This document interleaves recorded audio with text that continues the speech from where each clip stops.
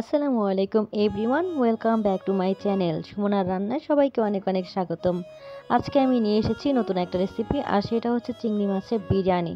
খুবই মজাদার, একবার বাসায় তৈরি করে দেখবেন। আর খুব সিম্পলভাবে আমি তৈরি করে দেখাবো। আশা করি আজকে আমার রেসিপি আপনাদের ভালো লাগবে। আমি এখানে আধা কেজির মতো চিংড়ি মাছ নিয়েছি। আর আমি কিন্তু চিংড়ি মাছের খোসাগুলো ফেলে দিয়েছি, শুধুমাত্র লেজের দিকে সাইডটা রেখেছি, এতে করে ভাজার পর দেখতে সুন্দর লাগবে তাই। আর এখন আমি এতে 1 চামচ মরিচের গুঁড়ো আর 1 চামচ লবণ দিয়ে এটা ভালো মতো মেখে নিচ্ছি। আমি কিন্তু চিংড়ি মাছের যে একটা পিঠের মধ্যে যে রগটা থাকে সেটাও কিন্তু কেচে ফেলে দিয়েছি। এখন আমি এটা মাখানোর সাথে সাথেই কিন্তু এটা রেখে দিব না, সাথে সাথে আমি ভেজে নিব। তো চুলায় আমি 2 টেবিল চামচ ঘি নিয়ে নিয়েছি।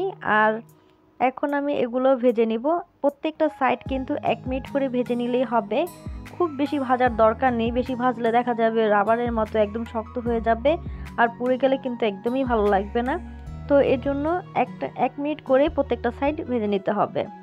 তো দেখতে পাচ্ছেন আমার কিন্তু 1 মিনিট হয়ে গিয়েছে, এর জন্য আমি প্রত্যেকটা সাইড এখন উল্টে দিচ্ছি। আর এই চিংড়ি মাছটা কিন্তু শুধুমাত্র মরিচ আর লবণ দিয়েই কিন্তু ভেজে নিতে হবে, কোনোভাবেই হলুদটা দেওয়া যাবে না। তো এখন আমি প্রত্যেকটা সাইড উল্টে নিয়ে এভাবে উল্টে ভেজে নিচ্ছি। তো আমার এক সাইড উল্টে ভেজে নেওয়া হয়ে গেছে, বাকি যেই মাছগুলো ছিল সেগুলো আমি সাইড দিয়ে দিলাম। আমার সবগুলো মাছ প্রায় হয়ে গিয়েছে, এখন এগুলো আমি উঠিয়ে নিচ্ছি।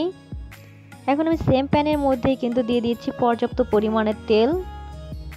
তেলটা কিছুটা গরম হয়ে এলে আমি এর মধ্যে দিয়ে দিব 3টা তেজপাতা, 5টা এলাচ, 4-5টা লবঙ্গ, আর 5টা দিয়ে দিচ্ছি দারচিনি। এখন এগুলো ভালো মতো আমি 30 সেকেন্ডের জন্য ভেজে নিব।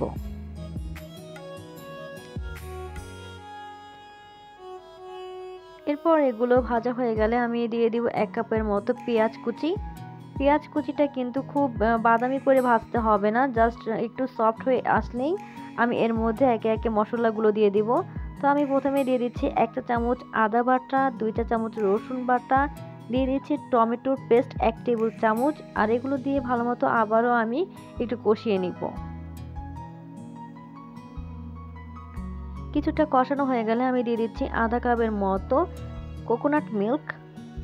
আর এটা দিয়ে কষিয়ে তারপরে আমি দিয়ে দিব 1 চামচ জিরা গুঁড়ো, 1 চামচ মরিচের গুঁড়ো, 1 চামচ ধনিয়ার গুঁড়ো, আর দিয়ে দিচ্ছি 1 চামচ গরম মশলার গুঁড়ো। এগুলো দিয়ে ভালো মতো আবারও কষিয়ে নিতে হবে। তারপর দিয়ে দিচ্ছি স্বাদ মতো লবণ।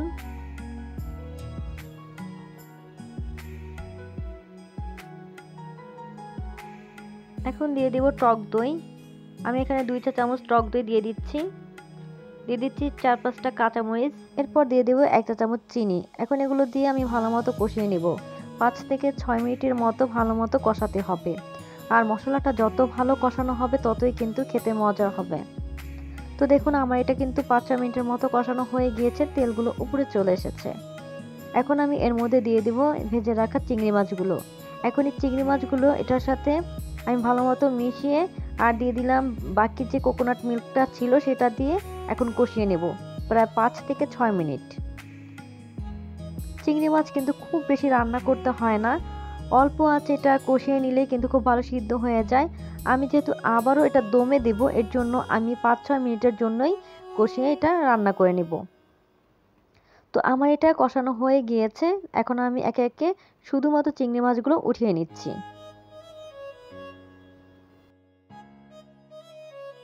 আমার চিংড়ি মাছগুলো কিন্তু ওঠানো হয়ে গিয়েছে, এখন আমি এর মধ্যে দিয়ে দিব বাসমতি চাল।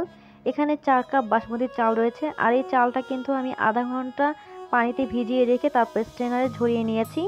এখন আমি এগুলো দিয়ে ভালো মতো মশলার সাথে মিশিয়ে ভেজে নিব। চালটা খুব ভালো করে ভেজে নিতে হবে, 4-5 মিনিটের মতো সময় লাগবে চালটা ভেজে নিতে। আর চালটা ভাজা হয়েছে কিনা বুঝবেন কীভাবে, এটা হচ্ছে ভাজতে ভাজতে একটা পর্যায়ে দেখবেন চালের থেকে একটা চটচট শব্দ হবে, ঠিক তখনই বুঝতে হবে যে চালটা ভাজা হয়ে গিয়েছে। এই পর্যায়ে আমার চাল থেকে কিন্তু একটা চটচট শব্দ হচ্ছে, আমার চালটা ভাজা হয়ে গিয়েছে। এখন আমি এর মধ্যে দিয়ে দিচ্ছি ফুটন্ত গরম পানি 7 কাপ। আমি এখানে যেহেতু চাল দিয়েছি 4 কাপ, তো সেই হিসাবে 8 কাপ পানি দিতে হবে।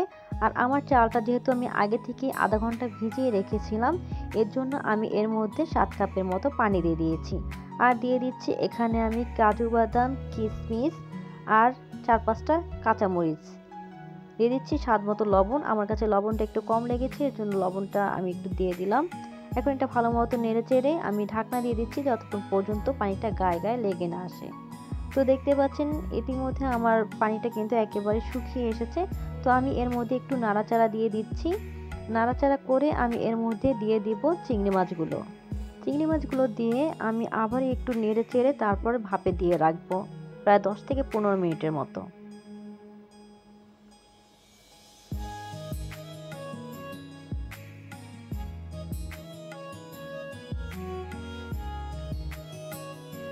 এরই মধ্যে আমি কিন্তু কয়েকবার এটা নেড়ে চেড়ে দিয়েছিলাম। তো দেখুন সবশেষে এটা কিন্তু যথেষ্ট হয়ে গিয়েছে, একদম ঝরঝরা হয়েছে। এখন আমি সবশেষে এর মধ্যে দিয়ে দিব কেওড়ার জল 1 চা চামচ আর দিয়ে দিব 1 টেবিল চামচ ঘি।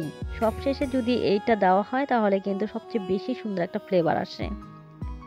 তো এখন আমি এটা ভালো মতো নেড়েচেড়ে মিশিয়ে আবারও আমি 4-5 মিনিটের মতো ঢাকনা দিয়ে রাখবো। এরই মধ্যে আমি কিন্তু চুলার জালটা বন্ধ করে দিয়েছি। আমি জাস্ট এটা নেড়ে চেড়ে তারপরে ঢাকনা দিয়ে রাখবো 5 মিনিটের জন্য। তো দেখুন আমার রান্নাটা কিন্তু হয়ে গিয়েছে। আশা করি আজকে আমার এই রেসিপি আপনাদের ভালো লেগেছে। যদি আমার এই রেসিপি আপনাদের বিন্দু মাত্র ভালো লাগে তাহলে প্লিজ আমার চ্যানেলটি সাবস্ক্রাইব করে দিবেন, লাইক কমেন্ট শেয়ার করে পাশে থাকবেন। আজকে এই পর্যন্তই, আল্লাহ হাফেজ।